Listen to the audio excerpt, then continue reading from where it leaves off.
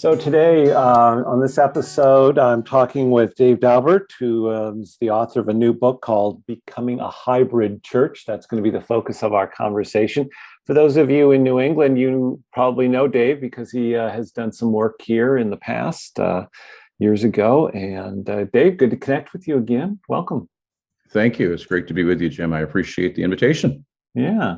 So before we get into the book, just tell us a little bit about who you are or what you do and all of that good stuff. Well, I'm a parish pastor. I've worked at churchwide and synod staffs before, but I'm a parish pastor half-time and actually three-quarter right now because I'm doing an interim at a neighboring congregation. So I'm now breeding in two different environments and preaching in two different environments, and they're doing things quite differently in each setting. And that's an interesting learning experience in itself. I also do a lot of teaching, coaching, consulting, and writing. And it's out of those kind of experiences, plus my own, that I merged together to write books, hopefully that are practical and mostly filled with good questions more than good answers in a number of cases.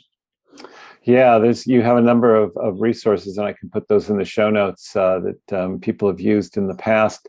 But the focus of our conversation today is becoming a hybrid church. First of all, congratulations on getting a book out so quickly in the midst of the pandemic that deals with the pandemic.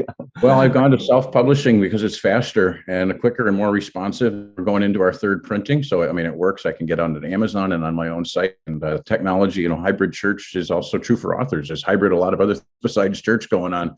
And mostly we're trying to catch up, and publishing's way ahead of the church in a number of areas. It's actually pretty straightforward now. Yeah. Yeah, that's actually what I did with my book as well, is went straight to the self-publishing option. Let's talk about hybrid church. I want to focus, got 9 chapters here. First of all, kind of give us the overview. What's the big picture here? What's going on? Well, I think the big picture is actually opening chapters on adaptive and technical leadership. And the big picture is trying to figure out what's going on. I mean, really, that's really your question is actually the question. And it's not just about the book, but really what's happening in our world, what's happening in the church. How does the pandemic change that? How did the pandemic accelerate a lot of what would happen anyway, perhaps? And I think church leaders have a responsibility, both at synodical levels like yours or churchwide, but also especially at the congregational level, to rethink how we interact and intersect with both people who are participating in our parishes, but also in the community and in the world around us. There's a whole new options. And so my real reason for writing the book was to get people to be more deliberate and think through this. The temptation when we have anxiety is to rush to the known, and churches are especially known for rushing to the known, more so than a lot of other industries and businesses and organizations might be. And the longer we can kind of stretch the return to normalcy kind of mindset, because new normal isn't going to be old normal, and putting back isn't really an option that we want, the longer. So really what's on here is getting people to think, be more methodical, and stretch out that re-entry period, experiment more, talk and dialogue more, help people remember what they learned during the pandemic and how it might be useful, so that they don't just say, oh, finally we can go back to normal, and put back what was really a declining, aging institution already. We really don't want to go back to 2019. We've got to go forward to 2022. Yeah, I think, I think you're right. A number of people are saying, let me put it this way. A number of pastors are hearing from people in their congregations, when do we get to go back to the way it was? And what I'm hearing you say is, that's not happening. Never. The only answer is never. Yeah, it's just not possible. Why is it not possible to go back to 2019? Well, I have a lady in my congregation, 87, and she had breast cancer and double mastectomy in 2013. And she's very open about this. I share this story. I have her permission. But when she came in Advent, we record our worship during the pandemic. We're probably going to switch to a live stream format afterwards, because a lot of things are changing in terms of what we have access to and what we have time to do. But we've been recording. She came in Advent to do the Advent wreath and light candles with her family. She had kind of a pod of people. So her daughter, her grandchildren, her great-grandchildren, 4-generation lighting of the Advent candles that week. Afterwards, she said, oh, Pastor Dave, I sure wish when I was in the hospital in 2013, when we were in ministry, that we'd had something like this then. because I missed church all summer, and I've never felt more disconnected from faith community than when I was going through all that. I mean, you brought communion, people called me, but they're just, if we'd had something like this then, I would have felt so much connected. And now when an 87-year-old lady is wishing we'd gotten to this 10 years sooner, I know that it's pretty much common sense now that we can't go back, that the world has changed, what options we have changed, people's ability have changed. I mean, these are people who've never been on Zoom now. I have a lady in my church who was on church council who threatened to resign if we met by Zoom. And I said, well, I'll walk you through how it works. And I walked her through how it works. And 2 days later, she had hosted a meeting with her grandchildren in Seattle and Chicago. It was the first time she'd gotten to talk to both sets of grandchildren at the same time in years. That was a 2-day turnaround. Now, if we can't go back, it would just be cruel in many cases. I got people coming to weekday Bible studies who've never been able to come because they commute and they've got to prepare food and they've got children at home who are now coming. We can't say, well, we can go back to normal, Danny. You can't come to Bible study anymore unless you ditch your kids. Well, that's not going to happen. And what good leader would even contemplate such things? Yeah, it's so true. So there's 9 chapters. I want to focus on 3 of them: spiritual formation, stewardship, and facilities. But before we get there, if I don't ask you about worship, somebody's going to say, you didn't ask him about worship. So I got to ask you about worship. What's your thoughts? You got a chapter here, worship in the hybrid church. What's going on with worship in the hybrid church?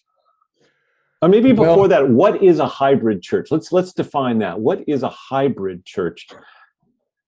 A hybrid church is a ministry that takes the fact that it has new tools available, both physical ones like we've always had, and online ones, actually, we had access to before the pandemic, but hadn't used, and new ones that were developed or greatly improved during the pandemic. Zoom now is much better than Zoom was 15 months ago because the demand and the product quality options we had before that, the pandemic rushed improvement on. So hybrid church doesn't say we're an on-the-ground church and we do everything physically when we're all together. And it's not an online church where we're just going to meet in digital space. It asks the question, as we do this, what tools and spaces do we have available to us, and how do we use those? And it means that we're going to be on the ground in some situations. We're going to be online in some situations. And right now I'm working with, I'm going to spend about $1,000 on a classroom to create a genuine conference room where I can create a circle of people who are going to be physically present, and then have good enough miking that people who come in and Zoom online can also see and hear. And I'm looking at a product right now, an Owl. I don't know if you've ever heard of it. It's a 360-degree camera with an 18 mics built into it. And it actually adjusts volume for who's speaking. So if somebody's further away, it amplifies, it turns up the volume on the microphone. And if they're closer, it puts it back down. So it's got a equalization to make a classroom, and a 360-degree lens like an Owl. And it figures out who's talking, and then it turns that part of the lens and it shows the person who's talking in regular screen like you and I are looking on a single Zoom. So it's about $1,000, but I've been in some really bad hybrid situations where you can only see the person whose laptop it is. You can't hear half the people. So the hybrid might do one on the ground, it might do the other digital, or it might do even hybrid events where it's trying to have people who are not on site and on site interact using digital technology. So it takes a little bit of work, but if you spend the time and money to do it and the energy to do it well, it really opens up incredible options. And it's not an either or, it's a and. What was the name of that product again? That one's called an Owl, and there's 2 different levels. There's a $800 and $1,000 one, plus a bunch of packages and things. But Owl looks like the best conference thing that I've seen so far. By the time somebody watches this in 6 weeks, there'll be something better. So don't not look. Right. This stuff's coming out literally out all the time. But at the moment, as I've been looking, I'm teaching a true hybrid class on Who is Jesus for Me in 2 weeks, and I'm going to have this as our setup that we're going to try for a classroom with people in the room and coming in on Zoom. Interesting. Good to know. So just a word on worship now, worship in a hybrid church. What are your thoughts on that? Well, I have 2 thoughts. One, worship during the pandemic and worship after the pandemic, whatever that means, aren't going to be the same thing. So we started live streaming because it was what we had capacity. We couldn't do it well enough to meet our standards. And so we went to recording worship. And so a typical service has 19 segments, a sermon, a lesson, a song, creed, prayers. Prayers actually have 3 segments because we have stuff. And then we edit it all together into about a 40 to 45-minute recording with preludes and postludes, with captions and lyrics. I've done a really good job for a congregation of our size, and I'm a pastor of a congregation of about 100-ish, 90 to 100 on a typical Sunday pre-pandemic attendance. For that kind of a group, I would put our worship up against anybody, and I watch 3 or 4 worship services every week, in addition to our own. There are congregations doing better, don't get me wrong, but not in terms of production to capacity. You know, like you look at St. Paul's in Davenport, Iowa, where Peter Marty is the pastor, and they've got like thousands of people, or Shepherd of the Valley in Apple Valley, Minnesota, with 2,000 a week. They've got better music resources than I have. You know, if you have 1 or 2 good soloists, 100, I've got 1 or 2. They, hundreds of people. Now, all of a sudden, they've got dozens of soloists. So the capacity for them to do good music is there. During the pandemic, I think our real goal, if we were honest, was to keep the church functioning and to keep people connected. I mean, we all had the myth that we were going to get people from Australia and watching our services regularly, but typical congregation, ELCA, if it had a stretch beyond lots of states, it was because somebody knew somebody or a family member had moved. We weren't like picking up browsers on the internet and people said, wow, that's the most amazing worship I've ever seen. I need to stay here. They weren't finding us on searches and staying. After the pandemic, the question is going to be even a different one, because now I'm not perhaps trying to keep my community together. I have to actually, why am I going to continue worshiping online? Since now I can be a hybrid church. In the pandemic, I was forbidden from being a hybrid church. I had to only be a digital church for work in most cases. So now I've got to ask the question, why are we going to continue? And what quality can I do? And how much time will it take? And what will it take from something else? So I think congregations may have to change. We're going to go to live streaming rather than recording because it takes hours to do a recording. And now that we have 2 on the ground services plus that, I don't have the time and the stuff to put together that kind of a recording piece and go back and do also something good on the ground.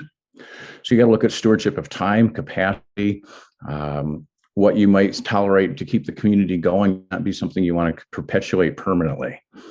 So now you have to ask, do we want to do it at all? I think some congregations might consider stopping online, or should we always go to live stream, but do a good job, get good PTZ cameras where you can pan and tilt and zoom and get close, not just like camera off the balcony looking at this from a distance. That's just not worth doing. Unless your goal is to keep shut-ins and a few people connected, which might be a goal. You have to decide that question. This is way better than cassette tape ministry was in the 70s for sermons. But I think that's the big question is, why are you doing it once we have the choice to do both? Who's the audience you're really trying to reach and serve in that?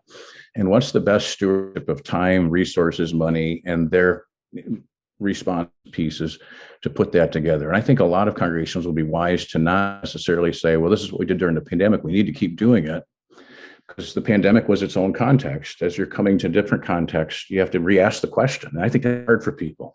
We figured out, it's painful for me. I actually figured out how to do worship, put together something that I'm quite proud of our production of. I also know that to do what I did last September, next September, I've been a fool. Right. Yeah. I think that's really important, because one of the things that churches do have a tendency to do is we make the mistake of, once we start something, we just keep it going because we have to keep it going. And obviously the pandemic ended some of those things. We shouldn't fall into the same mistake. And just because we started doing a certain kind of worship during the pandemic, we automatically, without considering the why, are we doing this going forward? I'll say one more thing, if you could, Jim, because I think one thing that congregations also ought to consider, and it depends on your context. I think during the pandemic, a lot of us did our own thing, and the opportunities to cooperate and collaborate are much higher. So during the pandemic, you did your own thing because you needed to keep your congregation functioning. Now your agenda's changed to provide good ministry for shut-ins, or to have a venue some new people could see and find us. Maybe it's time to not have your own worship service, but collaborate with 2 or 3 other congregations, rotate preaching, rotate music. All of a sudden you got 1 per 100, and then you got 2 or 3 groups. Maybe you got 3 or 4 of these people. Your music resources get better. The amount of work it to produce a third of a service every week instead of all of a service by yourself every week changes. So I think a lot of people who've worked autonomously during the pandemic, maybe even wisely, should think long-term. Do we want to stay online and stewardship-wise? Should we be doing our own thing, or should this be the worship produced by the consortium of whatever? I went to college in Blacksburg, Virginia, where Virginia Tech is, and they started that from the beginning. 5 congregations in Blacksburg, Radford, actually produced one service through the entire pandemic as a shared ministry. That's a model a lot of us should consider perpetuating long-term. You don't have to do your own thing to do a good job online. You may even do a better one if you would cooperate. Yeah, I think so. And I think it applies not only to worship, but to other things. We could really start to embrace what does partnership mean, and geography means less than it used to. Even more than geography, turf means less. If I can meet with you on a digital space, right now I'm in my dining room talking to you in a room that you're very comfortable in, and I'm in a room that I'm very comfortable in. Neither one of us is on home turf because both of us are on home turf. If I have to go to somebody else's building, somebody's a visitor. On digital space, the visitor is kind of removed. We're all kind of flat again. We're on equal ground. Yeah, interesting. Good It's point. even more than geography. I think turf is such a big deal. Yeah, that's true. And that helps to explain kind of historically kind of rivalry or jealousy that we had. It was more about turf than anything else. I want to shift now to talk about your chapter on spiritual formation in the hybrid church. A couple of things that you have here, I've kind of highlighted here. Shockingly, they found, this is a few years ago, an online assessment tool called Reveal, and this church found that in general, congregational participation does not lead to spiritual growth. In other words, increased involvement in church life does not correlate to increased spiritual maturity. What they have learned is that a key factor in predicting the growth of people was whether they intentionally built spiritual practices into their daily lives. I remember reading that report years ago when it came out. How do we do that? What opportunities are there in a hybrid church to help people grow in their spiritual practices in their daily lives? Well, I think there are 2 or 3 things that are noticeably right on the surface. Number one, access. A lot of weak things, if you're acquiring women back to geography, we mentioned a minute ago. Geography is a huge issue. I live in a city of about 120,000 on the edge of a metropolitan area around Chicago, which is of 8 million. A lot of people work in Elgin metropolitan area, which is its own city, if you will, and they have 15 to 20-minute commutes. A lot of them commute into Chicago, and they might have hour-plus commutes. Reality is, if you want to do anything during the week with people who have 25-minute or longer commutes and normal business hours, 8 to 5 kind of thing, getting people back from where they were to something else, to supper, to family, and to then something else physically, really impractical. And the church has pretty much demanded that and offered not any options for that because it doesn't really work very well. So you might have a weekday Bible study or something in a church, or Wednesday night you do Lenten things or something. But access, people can come home, they can kick off their shoes, they can have supper with their family, and then can go sit in a quiet place in their house and turn on a laptop, or maybe gather as a family, depending what kind of an activity that you're doing in terms of interaction. And they don't have to drive another 25 or 30 minutes to church. They don't have to drive 25 or 30 minutes when it's done. Access is huge, which means I've got people coming to things that have always wanted to come to things, but have never been able to because we only offered it one way. I think the second thing, and this is where that collaboration that we talked about with worship is so important. I'm here in Elgin, Illinois, and we've started that. We have 4 ELCA congregations in Elgin, Illinois, 4 Missouri Synod congregations, and a Wisconsin Synod. So we're in a relatively Lutheran area. And it's rather split as to whether it's the ELCA end of the spectrum or the Missouri end of the spectrum, and they're quite different, as you know. If the 4 congregations in Elgin all do their own thing, what happens is pretty much every pastor or can offer a class during the week, and a lot of them do, and a lot of overlap. If you look across the ELCA, the number one thing is lectionary-based Bible study. Somebody's going to teach a Bible study, and the group comes is going to discuss the text for the week, and it might be narrative, lectionary, revised common, but those 2 topics, weekly lectionary Bible study, one of those are the bulk of it. So now, if Christ the Lord and Zion and Holy Trinity and Bethlehem or in Elgin, all the Bible study, odds are they're actually all having the same Bible study anyway, right? And 4 pastors doing 4 things with 4 groups of people, all of 6 to 8 folks probably. That's kind of how the numbers work at these little weekday Bible studies. Now, if they would collaborate, which we're starting to do, my wife is a deacon and is a spiritual formation expert and a certified spiritual director and a lot of things. She's got a spiritual practices class on Thursday morning at 10 o'clock. They're doing a new unit on poetry that starts this Thursday. And she people from all 4 congregations coming. Now, the other 3 congregations don't have anybody that could teach spiritual practices, spiritual formation like that. And now that we're operating, her class is bigger. The options for people who other congregations are expanded. And the reality is because we've relied so much on ourselves, it's really very selfish to rely on yourself if you're a leader. Because what happens is if you're a leader of a smaller system, which of course you have a lot of small congregations in New England, and there are lots of small congregations across the whole country. There's not a synod without a lot of small. We've said if you go to a congregation of 50 or less in worship, which is going to be half of the church now after the pandemic for sure, you deserve 1 Bible study a week on the lectionary, and it's probably going to be during the day. So if you work, you actually deserve 0 Bible studies. Now, all of a sudden, if we would cooperate, we could take 4 congregations and we could do a Tuesday night with one thing. It could be a different thing. You could do a lectionary on Tuesday night with one pastor and a lectionary on Wednesday morning with a different pastor. So daytime and evening option night. You could have a spiritual direction class. You could have some current events and theology discussion group on Thursday night.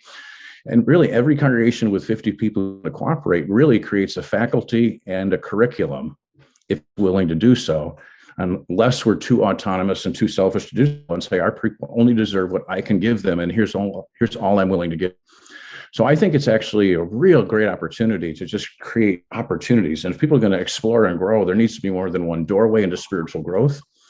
And there needs to be more than one time it can happen in a week that fits only a certain group of people's schedule. So I'm really excited about spiritual formation. I think we can be thinking about adult education. We can be thinking about speakers.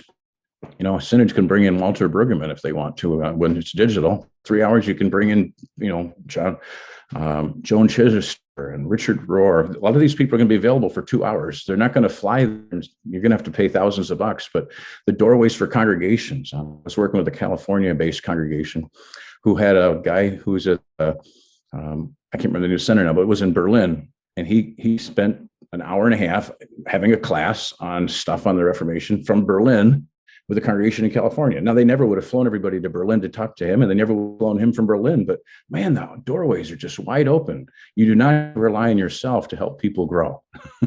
Yeah, and so again, you're raising the theme of partnership and connecting with other. I love that idea. Think of your congregations, a cluster of them, of having a faculty and a curriculum. That's a whole different way of conceptualizing, as opposed to the one person, typically a pastor or deacon, being the provider of all of the services. It also, and I want to ask you a caveat question here, a concern I can hear some people asking in their heads. But what it does is it relieves the pastor of having to be everything to everyone. Now you can have multiple resources. You can have lay people in congregations teaching, and that can be available for a whole bunch of people. But I hear a question some people are going to be asking. It's in the back of my head. But pastor but bishop, what if somebody goes to a Bible study from St. Paul's and they like that church better, and they leave our church and they go there? Well, A, it could happen, I suppose. B, good collaboration, I think, would at least encourage people to be thinking about this from the base they're in. C, I think the reality is that it could happen in every direction eventually. So over the life of things, we always worry about what we're going to lose. We never really think to the vision of what we might gain, because loss is more tangible and grief is more painful. So I think, yeah, it's a possibility. There's more risk, but there's more reward. And the reality is you're not going to open things up without opening things up. The Catholic Church has been dealing with this for now decades. People are assigned to a parish and they go wherever they go. Let's be honest, people who in the Catholic Church go to the parish in their area that fits their temperament more than their geography. Yeah. And I think risk and reward are just the game it's the world we live in now. Yep. And if you're not willing to open things up, then don't. But if you do, just recognize that some things when are open don't always work out the way you want. But in general, I believe just philosophically, in the abundance of God, and the abundance of the kingdom and reign of God. And if your real goal is simply to keep the people you have happy in doing this, that's valid. But we're really trying to mobilize people. And really the people we're going to be reaching are when people who don't go to any Bible studies anywhere are invited into these spiritual practices or Bible study classes because of access being so easy and the risk of visiting is so much lower. Visitor doesn't have to come to some stranger's house and sit in a living room with a bunch of people they don't know, sit on a Zoom thing from their dining room and have little name tags because everybody's name's on the screen. Now they know who everybody is right away. So I would say don't let fear rule too much. Could bad things happen occasionally? Absolutely. If you live your life trying to only avoid bad things, it's a pretty sad life. That's all I would say. Yeah. Well, I had to ask it because I know somebody would ask it. Absolutely. I've heard it already. I like your answer. I like your answer. Yeah. So let's shift now to the chapter on stewardship. And, you highlight a lot of things. One of the things that I noticed is that right away, last year, as the pandemic unfolded, is all of a sudden we in the New England Synod office were hearing from people, how do we do online giving? Or it took months for them to actually get even a basic PayPal. You talk about, this is on page 105 in your book, even though everyone reading here may already know most of the things described in the paragraphs above, which you describe, various ways to do online giving and so forth, the majority of congregations have not implemented enough tools to deal with it. And you specifically talk about, especially for impromptu and situational giving. Say a little bit more about the whole stewardship online giving piece. First of all, I think stewardship is one of the things that's easily ignored online. I can't, I watch 2 to 3 different worship services every week, and I can't tell you how many congregations don't have an offering online. It's amazing. Skip it. They just skip it. I'm thinking, wow, they're putting the liturgy together. The one thing that people are most able to participate in a really meaningful online way actually is giving. I mean, singing in your living room by yourself stinks most of the time. And, if you're singing with somebody who's not even a good soloist, now you're listening to bad karaoke, deciding whether you're going to contribute. But giving, if you're committed to this ministry and what's doing, is an option. And so the first thing is online, wherever it is, we have to talk about stewardship more. And that was probably true for on the ground prior to the pandemic too. We just have to talk. You can't apologize. You have to do it mostly out of gratitude.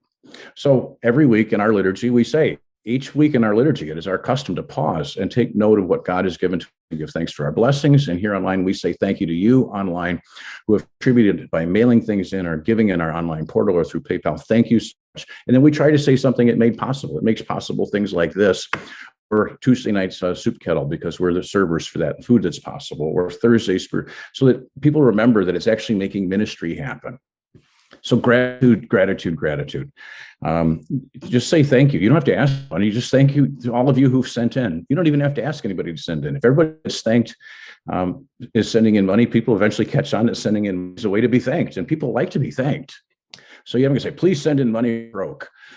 Just thank people who are, and thank God for the blessing. The second thing is situational impromptu giving is a big, for example, online. If I have a new family online because somebody had a watch party, and we do get actually a fair number of visitors, mostly relational. There's not streaming on kind of doing a Google search and finding us, but Vicky had a watch party and her friend in Sycamore watched this week.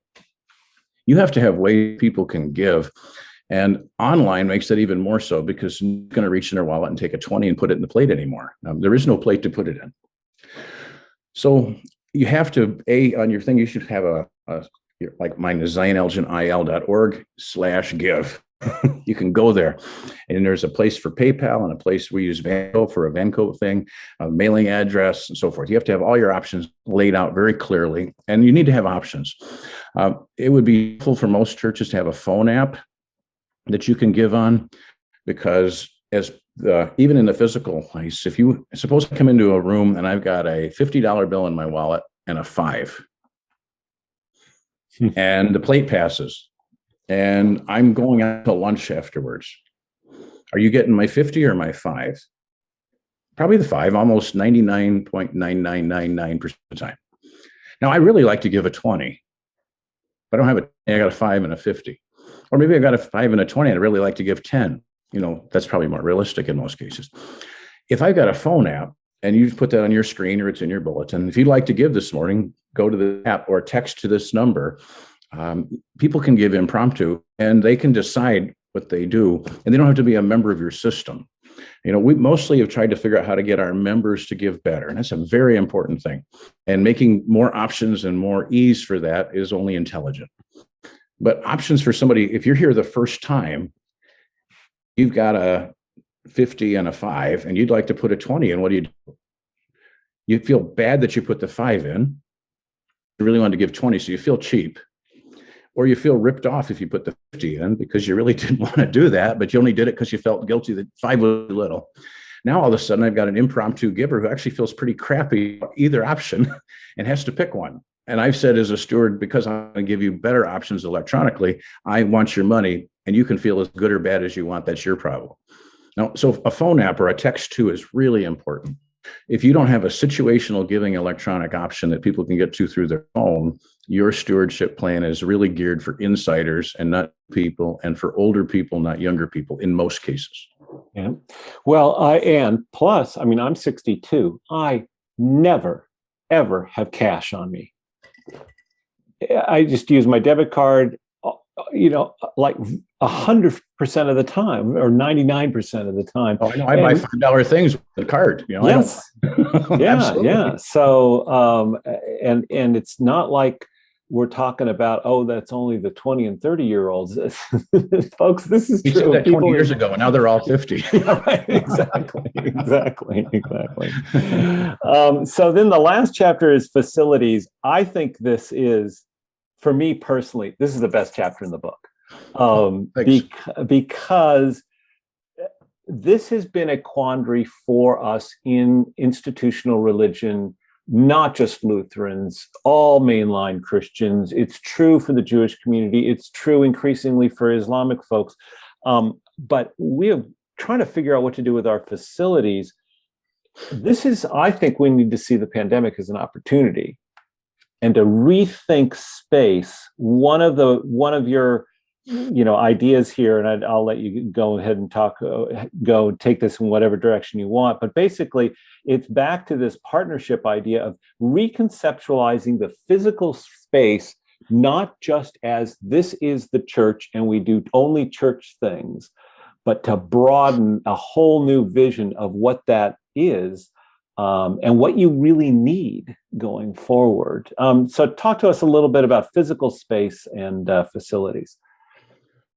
Well, and this has changed even since I wrote the book from my own perspective. My first congregation where I served was in Columbus, Ohio. It was a massive building with pillars down the side. Not just pillars, but pillars down the side aisles and balconies and huge things. So it was a 550-seat sanctuary with a 3-story educational space, and way too big for the 43 people that I inherited when I started there.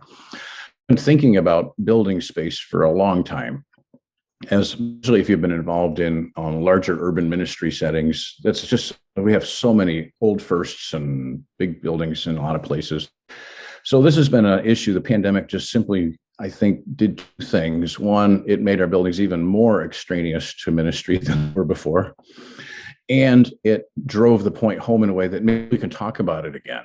Because now that we've been out of our buildings long enough, remember, this is a doorway. It's a window for conversation. And good leaders don't just solve problems. They actually try to create a window that's expansive so that they create a path towards being a solution-based organization rather than just we've solved the problem, now we can get on with normalcy.